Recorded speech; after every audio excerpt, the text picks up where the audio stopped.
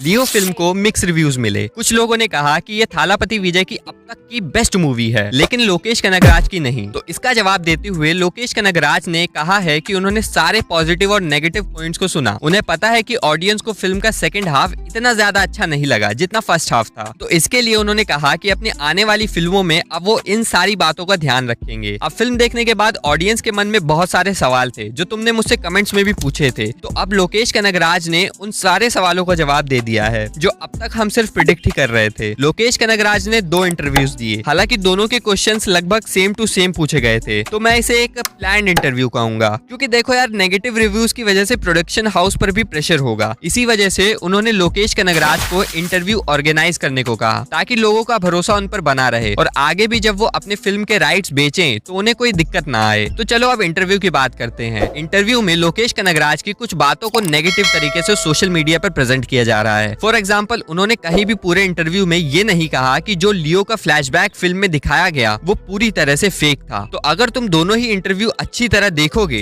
तो दोनों में ही उन्होंने कहीं भी फेक वर्ड का इस्तेमाल नहीं किया है। देखो यार, फेक का सीधा मतलब है कि जो भी हमें दिखाया गया वो पूरी तरह झूठ था, बट ऐसा नहीं है मेरे दोस्त। लोकेश इज अ मास्टरमाइंड और वो हमारे दिमाग के साथ खेल रहे हैं। तो इसमें उन्होंने बताया है कि मंसूर अली खान जो जेल के अंदर स्टोरी नरेट करता है वो उसका नजरिया है, और इसी को लेकर उन्होंने ये भी कहा है कि फिल्म के अंदर उस सीन के शुरुआत में ही एक डायलॉग आता है जिसमें मंसूर अली खान कहते हैं, हर कहानी नरेट करने का हर किसी का अलग पर्सपेक्टिव होता है, मगर मेरा नजरिया ये है।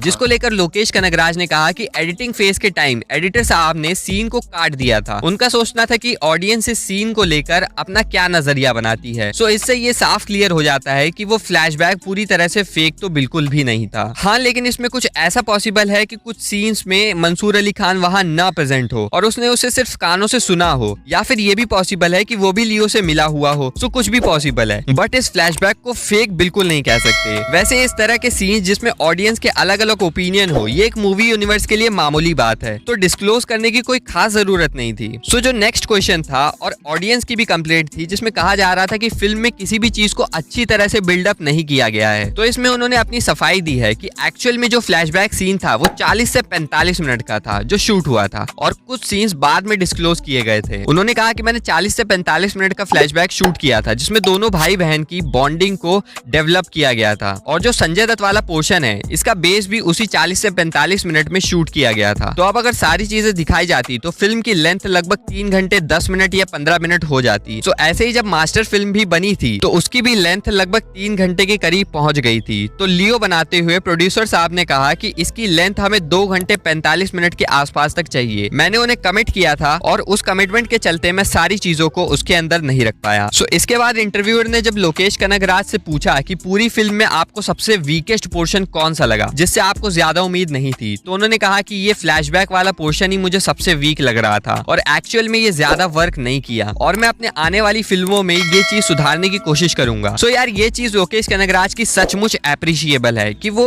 अपनी गलतियों को एक्सेप्ट करते हैं और उन्हें सुधारने की कोशिश करते हैं। कई चीजों को लोकेश कनगराज ने थोड़ा सा अजीब ढंग से जस्टिफाई किया। सो इससे ये समझ आ रहा है कि उनके दिमाग में कुछ अलग ही खिचड़ी पक रही है। अब बस मुझे एक चीज नहीं समझ आई कि जो चीजें अच्छा खासा सरप्राइज का काम कर सकती थी वो भी उन्होंने रिवील कर दी। जैसे कि उन्होंने बताया कि लियो एक अनाथ आश्रम की बात करता है और विक्रम में फहाद फासिल भी एक अनाथ आश्रम की बात करता है और दोनों आपस में कनेक्टेड है। तो ये एक सरप्राइज फैक्टर हो सकता था। सो और एक मेन चीज उन्होंने बताई कि जो लियो की स्टोरी है वो 5 साल पहले ही उन्होंने लिख कर रखी थी, और जो विक्रम और कैथी है उनकी स्टोरी भी उन्होंने पहले से ही लिख कर रखी थी। इसकी वजह से लियो में एलसीयू की काफी मिनिमल झलक दिखाई देती है, बट आने वाली कैथी 2 में एलसीयू के सारे इंपॉर्टेंट कैरेक्टर्स नजर आने वाले हैं और एलसीयू में आगे और भी नए कैरेक्टर्स जुड़ने वाले हैं। सो आगे और भी हीरोज और विलेंस इस यूनिवर्स में ऐड होने वाले हैं। जैसे कि विजय सेतुपति का कैरेक्टर मर गया था, तो आगे और नए कैरेक्टर्स ऐड होंगे। सो गाइस, आज की वीडियो यहीं तक। तुम्हें वीडियो कैसी लगी कमेंट सेक्शन में बताना मत भूलना, और वीडियो को लाइक कर देना, और ऐसी वीडियोस देखने के लिए चैनल को सब्सक्राइब करना बिल्कुल भी मत भूलना।